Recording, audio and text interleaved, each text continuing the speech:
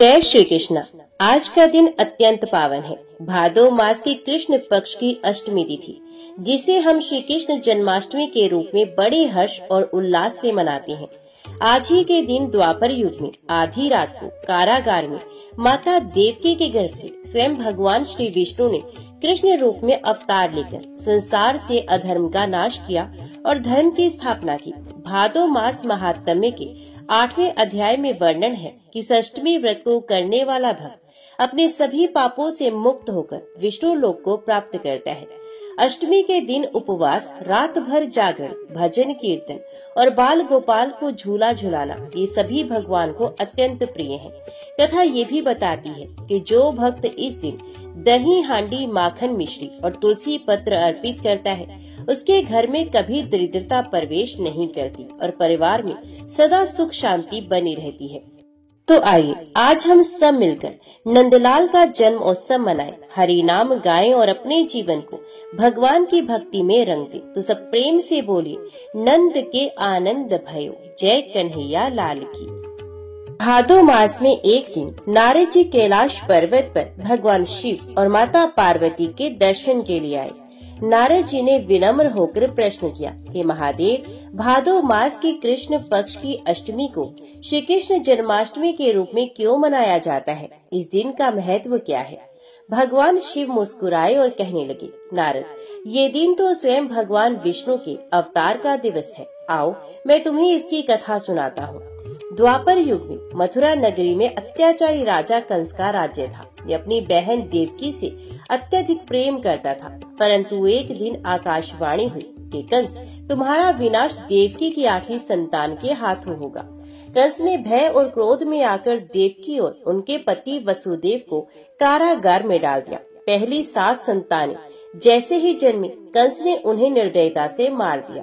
जब 8वीं संतान का समय आया तो भादो मास की कृष्ण पक्ष की अष्टमी तिथि थी। आधी रात का समय, चारों ओर गहरा अंधकार, परंतु वातावरण में अद्भुत शांति थी। तभी देवकी के गर्भ से एक दिव्य ज्योति प्रकट हुई और 4 भुजाओं वाले श्री विष्णु का स्वरूप प्रकट हुआ। शंख, चक्र, गदा, पद्म से सुशोभित भगवान ने कहा, माता पिता भय मत करो, मैं तुम्हारा पुत्र बनकर अवतरित हुआ हूँ। अब मुझे गोकुल ले जाओ और नंद यशोदा के यहाँ छोड़ आओ।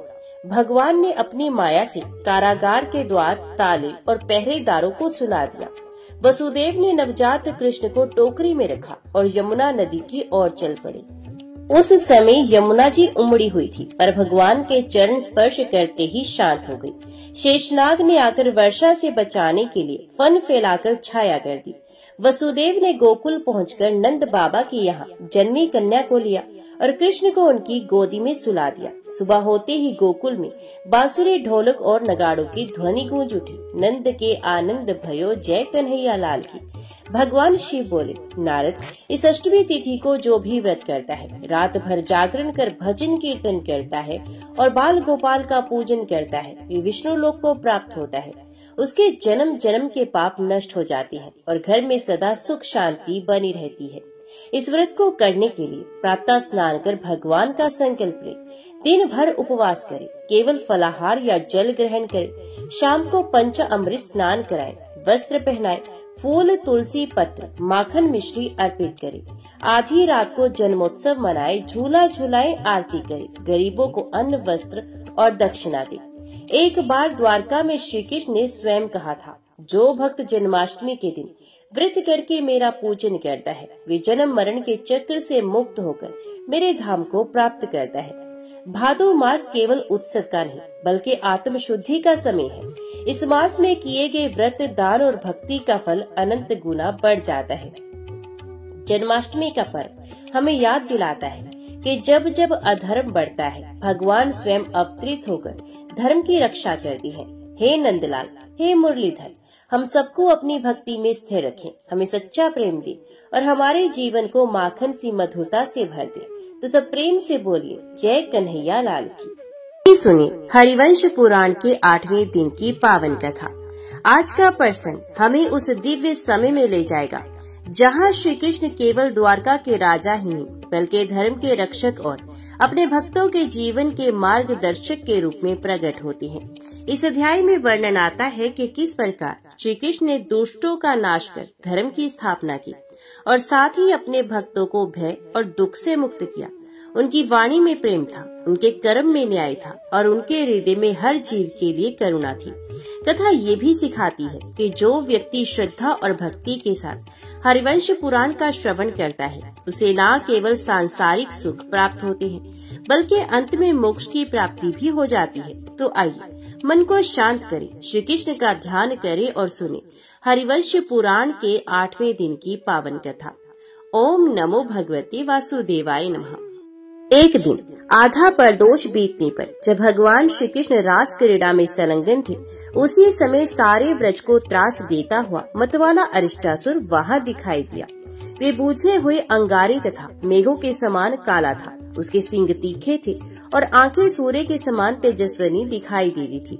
उसके चरणों के अग्रभाग अथवा खुर छुरे के समान तेज थे। वे काला दैत्य दूसरे काल के समान जान पड़ता था। वे दांत से ओठों को चबाता और जीवा से उन्हें बारंबार चाटता था। उसने बल के घमंड में आकर पूंछ उठा रखी थी तथा उसके कंधे का कुब्बड़ बहुत ही कठोर था। वे अपने कंधे के कुब्बड़ से चोट करके बने बनाए महल आदि को धराशायी कर देता था। उसकी ऊंचाई इतनी थी कि उसे लांघकर जाना किसी के लिए भी बहुत कठिन था। उसके पिछले अंग गोबर और मूत्र से लिप्त हो रहे थे तथा वे गौओं को अत्यंत उद्वेग में डाल देता था। उसका कटभाग विशाल था और मुख स्थूल था। दोनों घुटने सुदृढ़ थे और पेट बहुत बड़ा था। उसके गले का कंबल लटक रहा था और वे सींग नीचे किए उछलता कूदता आगे बढ़ रहा था। वे गौओं के पिछले भाग पर चढ़ने के लिए चंचल हो रहा था। वृक्षों से टक्कर लेने के कारण उसके मस्तक में कई जगह गड्ढे पड़ गए थे। वे अपने सींगों के अग्रभाग को सदा जूझने के लिए उदित रखता था तथा विपक्षी बैलों को मार डालता था। भयानक आकार वाला वे अरिष्टासुर गौओं के लिए अरिष्टकार ग्रह बन गया था। वही दैत्य बैल के रूप में आकर सभी गोठों में दौड़ लगाया करता था। वे गौओं के गर्भ गिरा देता था। मदमत होकर बिना ऋतु के ही उनसे समागम करता तथा वे चंचल दैत्य तुरंत की ब्याई हुई गौ का भी उपभोग करने के लिए उनके पीछे पड़ा रहता था। सींग ही उसके आयुध थे। वे बड़ा भयंकर एवं दुर्मद प्रतीत होता था। गौ पर प्रहार करना उसका नित्य का काम था। वे वृषभ रूपधारी दैत्य गोठों में पहुंचकर युद्ध किए बिना संतुष्ट नहीं होता था। किसी समय यमराज के वश में पड़ा हुआ वे उत्कट बलशाली वृषभ रूपधारी असुर भगवान श्री कृष्ण के सामने आया। मदमत अरिष्टासुर वहां आते ही बलपूर्वक गौओं को सताने लगा। उसने उस गोष्ठ को बैल, बछड़ों तथा बालकों से सूना कर दिया। इसी समय काल के वश में पड़ा हुआ वे दुष्ट आत्मा दैत्य श्री कृष्ण के पास खड़ी हुई गौ को त्रास देने लगा। उसमें गर्जना करता हुआ वे महान असुर इंद्र के वज्र की गड़गड़ाहट के साथ आकाश में छाए हुए मेघ के समान जान पड़ता था। उसे मुंह में डालने के लिए श्री कृष्ण ने ताल ठोका और सिंहनाद किया। फिर भगवान गोविंद उस वृषभ रूपधारी दैत्य की ओर दौड़े। श्री कृष्ण को देखते ही उस बैल ने हर्ष में भरकर अपनी पूंछ उठाई और उसके नेत्र भी खिल उठे। उनके ताल ठोंकने के शब्द से वे रोष में भरा हुआ था अतः युद्ध की इच्छा से गर्जना करने लगा। बैल का रूप धारण करके अपनी ओर आते हुए उस दुराचारी दैत्य को देखकर भी श्री कृष्ण उस स्थान से तनिक भी इधर उधर नहीं हुए। पर्वत के समान अविचल भाव से खड़े रह गए। उस वृषभ ने श्री कृष्ण के पेट में दृष्टि जमाकर उधर ही मस्तक भिड़ाया और उनके वध की इच्छा रखकर तुरंत ही उछला। काले अंजन के समान श्याम चीर वाले श्री कृष्ण उस बैल का सामना करने के लिए विवक्षी सान के समान प्रतीत होते थे। उन्होंने वेग से अपनी ओर आते हुए उस दुर्धर दैत्य को पकड़ लिया। फिर तो श्री कृष्ण उसके साथ इस तरह से उलझ गए जैसे एक सांड के साथ दूसरा महासांड भिड़ गया हो। अरिष्टासुर हाँफता हुआ अपनी नाक और मुख से फेल छोड़ने लगा। श्री कृष्ण और अरिष्टासुर दोनों ने इस युद्ध में एक दूसरे के शरीर को अवरुद्ध कर लिया था। उस समय वे दोनों वर्षा काल में परसट सटे हुए दो मेघों के समान शोभा पा रहे थे। इस प्रकार उसके बल को क्षीण करके घमंड चूर कर देने के बाद श्री कृष्ण ने उसके दोनों सिंगों के बीच में एक पैर रखा और जैसे भीगे हुए कपड़े को निचोड़ा जाता है उसी प्रकार अरिष्टासुर के गले को दबाकर मरोड़ दिया। तत्पश्चात उसके 22 सिंग को जो यमदंड के समान जान पड़ता था उखाड़ लिया और उसी के द्वारा उसके मुख पर प्रहार किया। उसकी गहरी चोट खाकर अरिष्टासुर मर गया। उसका सिंग उखड़ गया। मुख कुचल दिया गया और गर्दन टूट गई। उस दशा में वे दानव जल की धारा बरसाने वाले मेघ के समान अपने मुख से रक्त वमन करता हुआ गिर पड़ा। मद से उन्मत्त रहने वाले इस वृषभ रूपी दानव को भगवान गोविंद के हाथ से मारा गया देख सब प्राणी साधु साधु कहकर उनके इस क्रम की भूरी भूरी प्रशंसा करने लगे। उस प्रदोष काल में जबकि चंद्रमा की कमनीय कांति बढ़ी हुई थी, कमल नयन भगवान उपेंद्र वृषभासुर को मारकर पुनः रास क्रीड़ा में संलग्न हो गए। गोए ही जिनकी आजीविका है, वे समस्त गोप भी हर्ष में भरकर कमल नयन श्री कृष्ण की उसी तरह उपासना करने लगे जैसे संपूर्ण देवता इंद्र की आराधना करते हैं। भगवान श्री कृष्ण ब्रज में जाकर अग्नि की भांति बढ़ती उत्तरों उत्तर प्रज्वलित होते जा रहे हैं। ये सुनकर कंस को बड़ा उद्वेग हुआ। उसके मन में श्री कृष्ण से भय प्राप्त होने की शंका दृढ़ होने लगी। पूतना मारेगी, कालिया नागप्रास्त हुआ, धेनुकासुर काल के गाल में भेज दिया गया, प्रलंबासुर को मार गिराया गया, गोवर्धन पहाड़ को श्री कृष्ण ने हाथ पर उठा लिया, इंद्र का शासन निष्फल हो गया। वैसे ही सप्रहेण कर्म के द्वारा संपूर्ण गौ की रक्षा कर ली गई। ऊंचे कुकुद वाले अरिष्टासुर को मार डाला गया। गोपगण आनंद में मगन रहते हैं और अपना कंस का महाभयंकर विनाश काल सन्निकट दिखाई देने लगा। यमुना अर्जुन वृक्षों का ओखली खींचते समय टूट जाना, शकट का भंग हो जाना आदि असंभव कार्य संभव हो गए। शत्रु निरंतर बढ़ रहे हैं और उनके द्वारा अचिंत्य कर्म संपादित होने लगे हैं। ये सब सुनकर मथुरापति कंस ने ये मान लिया कि अब मेरे ऊपर अरिष्ट आया ही चाहता है।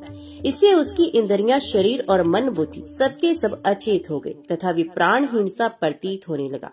तदंतर भयंकर शासन वाले राजा कंस ने रात्रि के नीरव एवं निस्तंभ काल में मथुरापुरी के भीतर रहने वाले समस्त बंधु बांधवों तथा अपने पिता उग्रसेन को भी बुलाया। देवता के समान तेजस्वी वसुदेव, यदुकुल नंदन कंक, सत्यक, दारू, कंक के छोटे भाई भोज, वैतरण, महाबली विकुद्र, धर्मज्ञ भंगशंक, पृथुल, राजलक्ष्मी से संपन्न विपृथु, दानपति वभ्रु, अक्रूर, कृतवर्मा, अभोक्ष्य, श्रुतेजा, भूरिश्रवा, इन सब यादवों को बुलाकर सबको संबोधित करके मथुरा के स्वामी उग्रसेन कुमार राजा कंस ने कहा, बंधु आप लोग सुने। अब स्वस्थ कर्तव्य कर्मों की ज्ञाता, वेदों के परिनिष्ठित विद्वान, न्यायोचित बर्ताव में कुशल, धर्म अर्थ और काम के प्रवर्तक, कर्तव्य पालक, जगत के लिए देवताओं की समान माननीय, महान आचार विचार में दृढ़ता पूर्वक स्थिर रहने वाले और पर्वत के समान अविचल हैं। आप सब लोग पाखंड पूर्ण वृत्ति से दूर रहते हैं।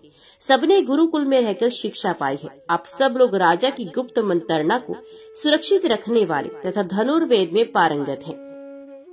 आपके यश रूपी प्रदीप संपूर्ण जगत में अपना प्रकाश फैला रहे हैं। आप लोग वेदों के तात्पर्य का प्रतिपादन करने में समर्थ हैं। आश्रमों के जो स्वाभाविक कर्म हैं, उन्हें आप जानते हैं। चारों वर्णों के जो क्रमिक धर्म हैं, उनके आप लोग पारंगत विद्वान हैं। आप लोग उत्तम विधियों के वक्ता, नीतिदर्शी पुरुषों के भी नेता, शत्रु राष्ट्रों के गुप्त रहस्यों का भेदन करने वाले तथा शरणार्थियों के संरक्षक हैं। आपके सदाचार में कभी आंच नहीं आने पाई। आप लोग श्री संपन्न हैं तथा श्रेष्ठ पुरुषों की चर्चा होते समय आप लोगों के नाम बारंबार लिए जाते हैं। आप लोग चाहे तो स्वर्गलोक पर भी अनुग्रह कर सकते हैं। फिर इस भूतल की तो बात ही क्या, आपका आचार ऋषियों के, प्रभाव मृतगणों के, क्रोध रुद्रों के तथा तेज या दीप्ति अग्नियों के समान है। ये महान यदुकुल जब अपनी मर्यादा से भ्रष्ट हो रहा था, उस समय विख्यात कीर्ति वाले आप जैसे वीरों ने इसे मर्यादा में स्थापित किया। ठीक उसी तरह जैसे पर्वतों ने इस भूतल को दृढ़ता पूर्वक धारण कर रखा है। आप लोग ऐसे सुयोग्य हैं और सदा मेरे अनुकूल चलते हैं, परंतु इस समय आप लोगों के होते हुए भी मेरे संकट की वृद्धि हो रही है। पता नहीं आपने उसकी उपेक्षा कैसे कर दी। ब्रज में कृष्ण नाम से विख्यात जो ये नंद गोप का बेटा है, वे बढ़ने वाले समुद्र की भांति बढ़कर हमारी जड़ काट रहा है। मेरे पास कोई सुयोग्य मंत्री नहीं। मैं हृदय एवं विचार से शून्य हूँ तथा गुप्तचर रूपी नेत्र से हीन होने के कारण अंधा हो गया हूँ। मेरे इसी दोष के कारण नंद गोप का वह पुत्र अपने घर में सुरक्षित रह सका है। वे दुरात्मा उपेक्षित रोग तथा वर्षा ऋतु में निरंतर जल से भरने वाले गरजते हुए मेघ की भांति बढ़ता जा रहा है। नंद के घर में उत्पन्न हुए उस अद्भुत कर्मा बालक का आश्रय क्या है, ये मैं नहीं जानता। उसे वश में करने का उपाय क्या है, इसका भी मुझे नहीं पता तथा उसमें कितना पराक्रम है, ये भी अच्छी तरह ज्ञात नहीं हो सका। पता नहीं कौन सा भूत उसके रूप में उत्पन्न हुआ है। वे किसी देवता की संतान है। ये बात ही मेरी समझ में नहीं आती। उसके जो कर्म है वे देवताओं और मनुष्यों के लिए असाध्य है। उन कर्मों से ही ये अनुमान होता है कि देवताओं से भी अधिक शक्तिशाली है। पूतना नाम वाली पक्षिणी एक दुर्जय राक्षसी थी। वे जब उसे बाल्यावस्था में दूध पिलाने गई, उस समय ये घाट पर उत्तान सोने वाला शिशु मात्र था, परंतु उसका स्तनपान करने की इच्छा से जब इसने मुंह लगाया तब उसके प्राणों के साथ उसे ही पी गया। यमुना के कुंड में जो कालिया नाग रहता था उसका भी इसने दमन कर दिया और क्षण भर में उस कुंड से उसको अदृश्य करके रसातल चारी बना दिया। उस नाग के हट जाने का उचित उपाय करके नंदगोप का ये पुत्र उन्हें जल से बाहर निकल आया। धेनुकासुर को ताड़ के शिखर से गिराकर प्राण शून्य कर दिया। युद्ध में देवता भी जिस प्रलंबासुर का सामना करने या उसे हरा देने की शक्ति नहीं रखते, उसे इस बालक ने केवल एक मुक्के से मारकर साधारण मनुष्य की भांति काल के गाल में भेज दिया। इंद्र के उत्सव को भंग करके उनके रोज से होने वाली वर्षा पर भी काबू पा लिया और गौओं के लिए सुरक्षित घर प्रस्तुत करने के लिए गोवर्धन पर्वत को हाथ पर उठा लिया। ब्रज में बलवान अरिष्ठासुर को मार डाला और सींग उखाड़ दिया। ये वास्तव में बालक नहीं, केवल बाल्यावस्था का आश्रय लेकर बालकों जैसा खेल कर रहा है। गौ के व्रज में निवास करने वाले इस बालक के कर्मों की जो इस प्रकार परंपरा चल रही है, उसे देखते हुए मुझे ऐसा जान पड़ता है कि मुझ पर और केशी पर भी निश्चय ही भय आने वाला है, और वे भय दूर नहीं अत्यंत निकट है। पूर्व जन्म में शरीर के लिए जो भूतपूर्व मृत्यु था, वही इस समय भी युद्ध की अभिलाषा रखकर सदा मेरे सामने खड़ा रहता है। कहाँ तो अशुभ गोपतप और मौत की दुर्बलता धारण करने वाला मानव शरीर, तथा कहाँ उसका मेरे व्रज में रहकर देवतुल्य प्रभाव से अद्भुत क्रीड़ा करना। अहो, कितने आश्चर्य की बात है कि ये कोई देवता अपने स्वरूप को नीच गोप वेश में छिपाकर शमशान में स्थित हुई अग्नि के समान यहाँ रम रहा है। सुना जाता है कि पूर्व काल में विष्णु ने देवताओं का कार्य सिद्ध करने के लिए वामन रूप धारण करके राजा बलि के हाथ से इस पृथ्वी को छीन लिया था। उन्हीं प्रभावशाली विष्णु ने सिंह का सा रूप बनाकर दानवों के पितामह हिरण्यकशिपु का वध कर डाला था। इसी तरह पूर्व काल में रुद्र रूपधारी विष्णु ने अचिंत्य रूप का आश्रय लेकर श्वेताचल के शिखर पर स्थित हो त्रिपुर का नाश करके दैत्यों को वहां से नीचे गिरा दिया था। बृहस्पति के पुत्र कच्छ ने दारदुरी माया से प्रविष्ट होकर शुक्राचार्य को अपनी प्रतिज्ञा से विचलित कर दिया था। उन्होंने ही दैत्यों के जगत में अनावृष्टि उत्पन्न कर दी थी। वे विष्णु अनंत सनातन देव सहस्रों वस्तुओं से विभूषित और अविनाशी है। उन्होंने वराह रूप धारण करके समुद्र से इस पृथ्वी का उद्धार किया। पूर्व काल में जब अमृत प्रकट हुआ था, तब विष्णु ने ही मोहिनी स्त्री का रूप धारण करके देवताओं और असुरों में अत्यंत भयंकर युद्ध करवाया था। अमृत निकालने के लिए सम्मिलित रूप से प्रयत्न करने के उद्देश्य से जब देवता और दैत्य परस्पर मिले थे, उस समय श्री विष्णु ने ही कश्यप रूप धारण करके समुद्र के भीतर मंत्राचल को अपनी पीठ पर धारण किया था, ऐसा सुना जाता है। उन्होंने ही पहले अभिनंदनीय वामन रूप धारण करके 3 पगों द्वारा त्रिलोकी को नापकर बलि के हाथ से स्वर्गलोक का राज्य ले लिया था। वे ही राजा दशरथ के घर में अपने तेज को 4 भागों में विभक्त करके अवतीर्ण हुए और राम नाम से प्रसिद्ध हुए, जिन्होंने उस समय रावण का वध किया था। इस प्रकार ये विष्णु छल से भिन्न भिन्न रूप धारण करके देवताओं का मनोरथ सिद्ध करने के लिए अपना काम बना लेते हैं। अथ ये श्री कृष्ण निश्चय ही विष्णु है अथवा देवराज इंद्र, ये मेरा वध करने की इच्छा से ही ब्रज भूमि में आया है, जैसा कि देवऋषि नारद ने मुझे बताया था। इस विषय में मेरी बुद्धि निश्चय ही वसुदेव के प्रति संदेह करने लगी है। इस वसुदेव की विशिष्ट बुद्धि से हम अवश्य कातर हो उठे हैं। मैं खटवांग वन में जब दूसरी बार नारद से मिला था, तब उस ब्राह्मण ने मुझसे पुनः इस प्रकार कहा, कंस, तुमने जो देवकी का गर्भ नष्ट कर देने के लिए महान प्रयत्न आरंभ किया था, तुम्हारे उस क्रम को रात के समय वसुदेव ने निष्फल कर दिया। कंस, तुमने रात के समय जिस कन्या को शिला पर दे मारा था, उसे यशोदा की पुत्री समझो, और वहाँ जो श्री कृष्ण है वही वसुदेव का पुत्र है। तुम्हारे मित्र रूपधारी शत्रु वसुदेव ने रात के समय छल पूर्वक तुम्हारे वध के लिए इन दोनों बच्चों की अदला बदली कर ली थी। यशोदा की वह कन्या पर्वतों में श्रेष्ठ विंध्य गिरी पर जाकर रहती है। वहाँ उस पर्वत पर विचरने वाले जो शुंभ और निशुंभ नामक 2 दानव थे, उनका वध करके प्रतिष्ठित हुई है। प्राणियों के जन समुदाय द्वारा सेवित वे देवी उपासकों को भीष्ट वर देने वाली है। उसे बहती पूजन सामग्री और वहाँ विचरने वाले पशु प्रिय हैं। वह भयानक दस्यु उस देवी का अभिषेक करके पूजन करते हैं। वे मधु तथा फल के गुदों से भरे हुए 2 कलशों से सुशोभित होती है। मोर पंख के बने हुए विचित्र भुजदन तथा मोरों की पांख से बनाए गए दूसरे आभूषण उस देवी के अलंकार है। उस विंध्य पर्वत पर उसके अपने ही तेज से निर्मित हुआ स्थान एक सुंदर वन है, जहाँ हर्ष में भरे हुए मुर्गों का कलनाद सुनाई देता है। कों के काव काव की आवाज भी गूंजती रहती है। मृग आदि पशुओं के समुदाय भी वहाँ भरे रहते हैं तथा मन के अनुकूल पक्षियों से भी वे स्थान सुशोभित रहता है। वहाँ सिंहों, व्याघ्रों और वराहों की गर्जना का गंभीर शब्द प्रतिध्वनित होता रहता है। वृक्षों के बाहुल्य से ये गंभीर एवं गहन प्रतीत होता है। सब ओर से दुर्गम स्थानों द्वारा वे घिरा हुआ है। दिव्य गरुआ, चमर और दर्पण देवी के स्थान की शोभा बढ़ाते हैं। सैकड़ों देव वाद्यों की ध्वनियों से विवन गूंजता रहता है। शत्रु को त्रास देने वाली वह देवी सदा उसी मनोरम वन में प्रसन्नता पूर्वक निवास करती है। वहाँ देवता भी उसकी पूजा करते हैं। ये कृष्ण नाम से प्रसिद्ध जो नंद गोप का पुत्र बताया जाता है, उसके विषय में नारद जी ने मुझसे कहा है कि व्रज में जो पुत्रवध आदि बड़े बड़े क्रम हो रहे हैं, उनका प्रधान कारण वही है। वे वसुदेव से उत्पन्न होने वाला दूसरा पुत्र, इसलिए वसुदेव नाम से विख्यात होगा। वे तुम्हारी सहज मृत्यु तथा बांधव भी होगा। वसुदेव का वे बलवान पुत्र वासुदेव ही धर्मत मेरा बांधव है, किंतु हृदय से विनाशकारी शत्रु बना है। जैसे कुआ जिसके सर पर दोनों पंजे रखकर बैठता है, अपनी मांस लोलुप चोंच से उसी के दोनों नेत्रों पर प्रहार करता है, उसी प्रकार ये वसुदेव भी अपने पुत्र और भाई बंधुओं से मेरे ही पास खाते हैं और मेरे ही जड़ काटते हैं। भ्रूण हत्या के पाप से मनुष्य तर सकता है। गोवध अथवा स्त्री वध के पाप को भी प्रायश्चित आदि के द्वारा लांघा जा सकता है, परंतु जो कृतघ्न है, विशेषत अपने भाई बंधु पर कृतघ्नता करता है, उसके लिए कोई लोक नहीं, उसका कहीं भी ठिकाना नहीं लगता।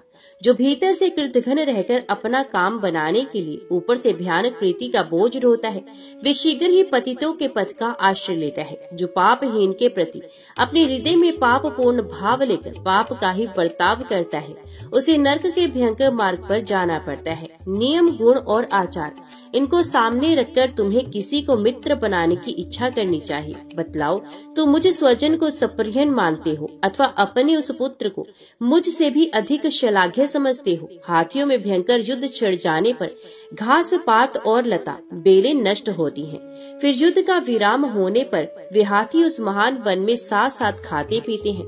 उसी प्रकार भाई बंधुओं में भेद उपस्थित होने पर जो छिद्र ढूंढने वाला होता है, वही मारा जाता है, भले ही वे स्वजन हो या और कोई। वसुदेव, तुम इस कुल के काल हो। मैंने अपने विनाश के लिए ही तुम्हें जानबूझकर पाला पोसा, तभी तो तुम मुझसे अत्यंत विरोध बढ़ा रहे हो। ओ मूढ़, तुम असहिष्णु और स्वभावत वैर रखने वाले हो।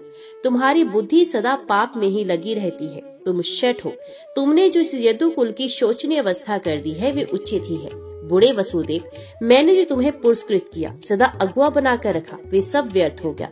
सर के बाल सफेद हो जाए और 100 वर्षों की आयु हो जाए, इतने से ही कोई वृद्ध नहीं हो जाता। जिसकी बुद्धि परिपक्व है, वही मनुष्य में वृद्धतर माना गया है। तुम्हारा स्वभाव तो कर्कश है, तुम बुद्धि से ही बहुश्रुत नहीं हो। शरद ऋतु के बादल की भांति केवल अवस्था में ही बूढ़े हो। इतना ही नहीं, व्यर्थ बुद्धि रखने वाले वसुदेव, तुम ये अच्छी तरह समझने लगे हो कि कंस के मर जाने पर मेरा बेटा मथुरा का पालन करेगा, यही यहाँ का राजा होगा। परंतु तुम्हारी ये आशा छिन्न भिन्न हो जाएगी। तुम व्यर्थ ही बूढ़े हुए। तुमने झूठे ऐसे विचार किए। अरे, जो मेरे सामने प्रतिद्वंदी बनकर खड़ा हो, उसके विषय में ये समझना चाहिए कि जीवित रहना नहीं चाहता। मैंने सदा तुम्हारा विश्वास किया और तुम्हें दुष्टता पूर्व चित्त से मुझ पर प्रहार करने की अभिलाषा की। इसका बदला मैं तुम्हारे दोनों पुत्रों से लूंगा और तुम उसे अपनी आंखों से देखोगे। मैंने पहले कभी भी किसी बूढ़े का, ब्राह्मण का अथवा स्त्री का वध नहीं किया तथा न आगे ही ऐसा करूंगा। विशेषत अपने बंधु बांधव पर तो मैं हाथ उठाऊंगा ही नहीं। वसुदेव, तुम यही पैदा हुए, यही बड़े और मेरे पिता ने ही तुम्हें पाल पोस कर बड़ा किया। तुम मेरी चचेरी बहन के पति हो और यदुवंशियों में सर्वश्रेष्ठ गुरु रूप माने जाते हो। चक्रवर्तियों के सुविख्यात एवं महान कुल में तुम्हारा जन्म हुआ। तुम स्वयं भी प्रसिद्ध हो तथा धर्म विषयक बुद्धि रखने वाले श्रेष्ठ महापुरुषों ने उसी गौरव के कारण तुम्हारा पूजन आदर सत्कार किया है। तुम यदुवंशियों के समुदाय में मुख्य हो। जब तुम्हारा आचार व्यवहार ऐसा है, क्या करें हम सब लोग केवल तुम्हारे कारण सत्पुरुषों के समाज में निंदा के पात्र बन गए हैं। वसुदेव की दुर्नीति से मेरा वध हो अथवा विजय आज से यदुकुल के पूर्व सज्जनों के समाज में अपना मुंह ढककर जाएंगे। वसुदेव, तुमने युद्ध में मेरे वध का उपाय सोचते सोचते ऐसा क्रम कर डाला जिसके कारण यादवों के ऊपर से सबका विश्वास उठ गया। तुमने यदुवंशियों को कलंकित करके निंदा के योग्य बना दिया। अब तो हम दोनों में, मुझ कंस और कृष्ण में कभी शांत न होने वाला वैर उत्पन्न हो गया है। हम में से किसी एक व्यक्ति के शांत होने, मर जाने पर ही यादवों को शांति मिलेगी। दानपत्य अक्रूर, तो मेरे आदेश से वसुदेव के उन दोनों पुत्रों नंदगोप को तथा मुझे कर देने वाले अन्य गोपों को भी ब्रज से यहाँ बुला लाने के लिए शीघ्र जाओ। नंदगोप से कह देना कि तुम हमारा वार्षिक कर लेकर गोपों के साथ शीघ्र ही मथुरापुरी को चलो। वसुदेव के दोनों पुत्र जो श्री कृष्ण और संघर्षण है, इन्हें सेवकों और पुरोहितों सहित महाराज कंस देखना चाहते हैं। सुनता हूँ कि ये दोनों अखाड़े में लड़ना जानते हैं और सामयिक युद्ध की कला में कुशल है। इन्होंने दीर्घकाल से इसके लिए विशेष यत्न और परिश्रम किया है तथा ये दोनों भाई सुदृढ़ और चतुर हैं। हमारे यहाँ भी दो पहलवान लड़ाई के लिए तैयार हैं। इन्हें लड़ने भिड़ने में बड़ा आनंद आता है। वे दोनों ही युद्ध में कुशल हैं, जो उन दोनों श्री कृष्ण और संघर्षण के साथ युद्ध करेंगे। वे दोनों देवोपम बालक मेरी चचेरी बहन के प्रधान पुत्र हैं, जो इस समय व्रज में रहते और वन में विचरते हैं। मुझे अवश्य उन दोनों को देखना चाहिए। उस व्रज में जाकर व्रजवासियों के समीप तुम्हें ये कहना चाहिए कि सुखी राजा कंस धनुर्यज्ञ का उत्सव कराएंगे। उस उत्सव में आमंत्रित हुए लोगों को जिस प्रकार हर तरह से आराम मिले, उसके लिए तुम सब ब्रजवासी मथुरा के समीप व्रती वन में आकर सुख पूर्वक रहो। दूध, घी, दही और तर्क आदि का अतिथियों की इच्छा के अनुसार जुटा कर देना और खीर आदि बनाने के लिए जब जितने दूध को आग पर रखना आवश्यक हो, तब तक उस आवश्यकता की पूर्ति के लिए पर्याप्त दूध प्रस्तुत करना। इसी उद्देश्य से तुम्हें नगर के निकट निवास करना है। अक्रूर, शीघ्र जाओ। मेरी आज्ञा से उन दोनों संघर्षण और श्री कृष्ण को यहाँ ले आओ। मुझे उन्हें देखने के लिए बड़ी उत्कंठा है। उनके आ जाने से मुझे बड़ी प्रसन्नता होगी, जिसका श्रेय तुम्हें मिलेगा। उन दोनों महाप्रकर्मी बालकों को देखकर मैं वही करूँगा जिसमें मेरा हित होगा। मेरी ये आज्ञा तथा बातें सुनकर यदि वे दोनों यहाँ ठीक समय पर आने को तैयार ना हो, तो मेरी राय में वे बंदी बना लेने के ही योग्य है। समझा बुझाकर काम लेना है बालकों के प्रति प्रधान एवं प्रमुख नीति है। इसलिए तुम उन दोनों मूर्खों को मीठी बातों से स्वयं ही राजी कर यहाँ शीघ्र ले आओ। उत्तम व्रत का पालन करने वाले अक्रूर, यदि वसुदेव ने तुम्हारे भी कान ना भर दिए हो, तो तुम मेरी इस परम दुर्लभ प्रीति का संपादन करो। तुम्हें वैसा ही प्रयत्न करना चाहिए जिससे वे दोनों स्वतः यहाँ आ जाएं। कंस के इस प्रकार आक्षेप करने पर भी वसुओं के समान शक्तिशाली वसुदेव ने अपने समुद्र जैसे हृदय को शुद्ध सा कंपित नहीं होने दिया, जैसे धैर्य पूर्वक काबू में रखा। अदूरदर्शी कंस ने उन्हें वाग बाणों से बार बार घायल किया, फिर भी उन्होंने मन में क्षमा भाव रखकर उसे उसकी बातों का कोई उत्तर नहीं दिया। जिन लोगों ने वहाँ वसुदेव जी पर बारंबार आक्षेप होता देखा, वे अपना मुंह नीचे किए धीरे धीरे अनेक बार बोल उठे कि धिक्कार है, धिक्कार है। महातेजस्वी अक्रूर अपनी दिव्य दृष्टि से सब कुछ जानते हैं। अतः जैसे प्यासा मनुष्य पानी को देखते ही प्रसन्न हो उठता है, उसी प्रकार उन्हें कंस के भेजने पर बड़ी प्रसन्नता का अनुभव हुआ। दानपति अक्रूर मन ही मन प्रसन्न हो स्वयं जाकर कमल नयन श्री कृष्ण का दर्शन करने के लिए उसी मुहूर्त में मथुरा से निकल पड़े। यदुकुल के उन सभी श्रेष्ठ पुरुषों ने यदुकुल तिलक वसुदेव पर आक्षेप होता देख शीघ्र ही हाथों से अपने अपने कान बंद कर लिए। उन सबको ये निश्चय हो गया कि कंस की आयु समाप्त हो चली है। उसी समय समाज में वक्ताओं में श्रेष्ठ अंधक भी थे, जिनके मन में कंस से तनिक भी भय नहीं था। उन्होंने धैर्य से अपनी वाणी को विकार रहित रखते हुए कंस से ओजस्वी स्वर में कहा, बेटा, तुमने जो इतनी देर तक भाषण देने का कष्ट उठाया, तुम्हारा ये परिश्रम मेरे मत में आदर या प्रशंसा के योग्य नहीं, ये सर्वथा अनुचित है। श्रेष्ठ पुरुषों ने इसकी सदा निंदा की है। विशेषत अपने बंधु बांधवों के प्रति ऐसा आक्षेप सर्वदा निंदित है। वीर, अब इस समय मैं जो कुछ कहता हूँ उसे ध्यान देकर सुनो। यदि तुम यादव नहीं हो या अपने को यादव नहीं मानते हो, तो ये यदुवंशी तुम्हें जबरदस्ती यादव नहीं बना रहे और न बनाना चाहते हैं। बस जिनके शासक तुम हो वे वृषणवंशी आदर और प्रशंसा के योग्य हो ही नहीं सकते। इक्ष्वाकु वंश में एक प्रजा पीड़ित राजा उत्पन्न हुआ था, जो स्वयं ही किसी समय राज्य छोड़कर भाग गया अथवा मिट गया। इस यदु कुल में तुम भी वैसे ही जान पड़ती हो, अतः तुम्हारी भी वैसी ही दशा होने वाली है।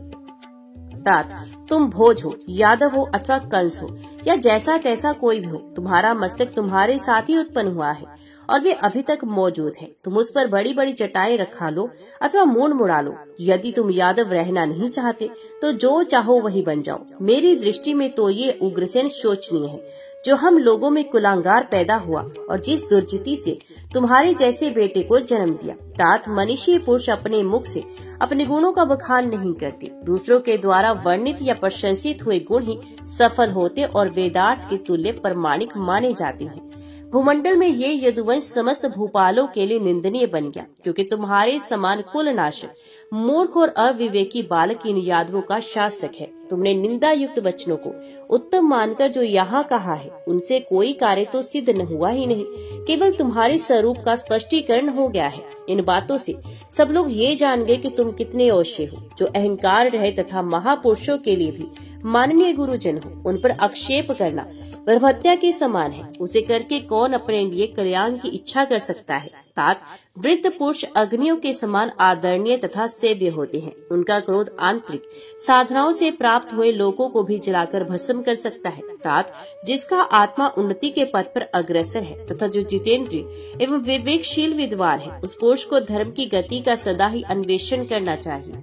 जैसे जल में मछली की गति अत्यंत सूक्ष्म या अव्यक्त होती है, उसी प्रकार धर्म की गति भी सूक्ष्म है। तुम तो केवल अहंकारवश यहाँ बैठे हो। अग्नि के समान तेजस्वी वृद्ध पुरुषों को अपनी मर्म भेदनी वाणी द्वारा पीड़ा दे रहे हो। जैसे मंत्र का उच्चारण किए बिना दी हुई आहुति व्यर्थ होती है, उसी प्रकार तुम्हारी ये आक्षेपपूर्ण बातें निष्फल हैं। वसुदेव ने अपने पुत्र की रक्षा के लिए जो कुछ किया है, उसके लिए जो तुम इन पर आक्षेप करते हो, वे सब तुम्हारा मिथ्या प्रलाप है। उस विषय में कही गई तुम्हारी इन कायरतापूर्ण बातों की मैं निंदा करता हूँ। पुत्र क्रूर स्वभाव का हो जाए तो भी पिता उसके प्रति निष्ठुर नहीं हो सकता, क्योंकि पुत्रों के लिए पिताओं को कितनी ही कष्टदायिनी विपत्तियां झेलनी पड़ती हैं। यदि वसुदेव ने उस समय अपने पुत्र को उसकी रक्षा के लिए छिपा दिया था, तो ये कोई अनुचित कर्म नहीं किया। यदि तुम इसे ना करने योग्य बुरा कर्म मानते हो, तो इस विषय में अपने पिता से ही पूछो। वसुदेव पर आक्षेप और यादव कुल की निंदा करके तुमने यहाँ यादव कुमारों के वैर जनित विष का ही उपार्जन किया है। यदि वसुदेव ने अपने पुत्र के प्राण बचाकर अनुचित कर्म किया है, तो उग्रसेन ने शैशवावस्था में तुम्हें क्यों नहीं मार डाला। पुत्र नामक नरक से पितरों की रक्षा करता है, इसलिए धर्मज्ञ पुरुष पुत्र को पुत्र कहते हैं। श्री कृष्ण और नवयुग संघर्षण भी यादवी हैं, किंतु तुमने उनके उत्पन्न होते ही उनसे वैर बांध दिया। फिर उन दोनों ने मन में वैर भाव को स्थान देकर तुमसे शत्रुता बांध ली। अतः इस वैर भाव में प्रथम अपराध तुम्हारा ही है। तुमने वसुदेव पर आक्षेप किया और वसुदेव पुत्र श्री कृष्ण के मन में अपने प्रति क्रोध उत्पन्न कर दिया। इसे समस्त यादवों के हृदय यहाँ कंपित हो उठे हैं। एक तो श्री कृष्ण के प्रति तुम्हारा द्वेष था ही, दूसरे तुमने वसुदेव की भरपूर निंदा भी कर डाली। इससे ये अशुभ सूचक अपशगुन प्रकट होकर तुम्हारे लिए भय की प्राप्ति बता रहे हैं। जब रात समाप्त हो रही हो, उस समय सर्पों और बुरे स्वप्नों का दर्शन अत्यंत कष्टदायक माना जाता है। ये जो शगुन दिखाई देते हैं, वे इस नगरी के भावी वैधव्य की सूचना देने वाले हैं। अब तक जो कारण प्राप्त हुए, उनसे हमें ऐसा ही अनुमान होता है। ये भयंकर ग्रह राहु आकाश में अपनी किरणों द्वारा स्वाति का भेद कर रहा है तथा भयानक दिखाई देने वाला मंगल सर्वोत्भद्र चक्र में वक्रीभूत होकर चित्रा नक्षत्र पर स्थित है। बुध ने भयानक तेज से पश्चिम संध्या को व्याप्त किया तथा शुक्र ने विषार्णव पथ पर अतिचार गति से चलना आरंभ किया। धूमकेतु नामक उत्पात ग्रह के पुच्छ भाग से भरणी आदि 13 नक्षत्र विद्ध हो गए, इसलिए वे चंद्रमा का अनुसरण नहीं करते। पूर्व काल की संध्या परिघात से ग्रस्त है। वे अपनी प्रभावों द्वारा सूर्यदेव को बाधा पहुंचाती है तथा पशु और पक्षी अपनी बोली बोलते प्रतिकूल दिशा से होकर जाती हैं। दोनों संध्याओं के समय एक भयानक गीदड़ी शमशान भूमि में से निकलकर अपने निश्वास से अंगार की वर्षा करती और बहुत बोलती हुई मथुरापुरी के चारों ओर चक्कर लगाती है। कुछ ही समय पहले वज्रपात की सी ध्वनि के साथ पृथ्वी पर उल्कापात हुआ है। ये पृथ्वी तथा पर्वतों के शिखर अकस्मात कांपने लगते हैं। अभी पिछले दिनों राहु ने सूर्य पर ग्रहण लगा दिया था, जिससे दिन में ही रात हो गई थी। धूम और उत्पातों से संपूर्ण दिशाएं व्याप्त हैं। सूखे में ही बिजलियां गिरती हैं। मेघ बिजली और गड़गड़ाहट के साथ रक्त की वर्षा करती हैं। देवताओं की प्रतिमाएं अपने स्थान से हट जाती हैं और पक्षी वृक्षों को त्याग देती हैं। ज्योतिषी लोग राजा के विनाश की सूचना देने वाले जो अशुभ अपशुगुन बताते हैं, उन सबको हम लोग देख रहे हैं। तुम भी स्वजनों से द्वेष रखते हो, राजधर्म से विमुख हो चुके हो और अकारण ही तुम्हें क्रोध आ जाता है। इससे जान पड़ता है निकट भविष्य में ही तुम्हारे ऊपर भय आने वाले हैं। दुर्बुद्धे, तुम जो देवताओं तथा वसुओं के समान तेजस्वी बूढ़े वसुदेव पर मोहवश आक्षेप कर रहे हो, इससे तुम्हारी आत्मा को शांति कैसे मिल सकती है? तुम्हारे प्रति जो हमारा स्नेह रहा है, उसे हम लोग आज त्याग देते हैं। तुम अपने वंश का अहित करने वाले हो, अतः हम एक क्षण भी तुम्हारे पास नहीं बैठेंगे। वेदानपति अक्रूर धन्य है, जो आज वन में गए हुए अनायासी महान कर्म करने वाले कमल नयन श्री कृष्ण को अपनी आंखों से देखेंगे। तुम्हारे कारण इस यदुवंश की जड़ कट गई है। अब श्री कृष्ण ही आकर समस्त भाई बंधुओं को जुटाएंगे और उनमें मेल कराएंगे। इन बुद्धिमान वसुदेव ने तो तुम्हारे अपराध को क्षमा ही कर दिया है। काल ने तुम्हारी विवेक शक्ति नष्ट कर दी है, अतः तुम जो चाहो बकते रहो। कंस, मुझे जो यही अच्छा लगता है कि तुम वसुदेव को साथ लेकर श्री कृष्ण के स्थान पर जाओ और उनके साथ संधि करना स्वीकार कर लो। जय श्री कृष्णा, राधे राधे। अंत तक वीडियो में बने रहने के लिए आप सभी का धन्यवाद। अब मिलते हैं अगले अध्याय की अगली कथा में।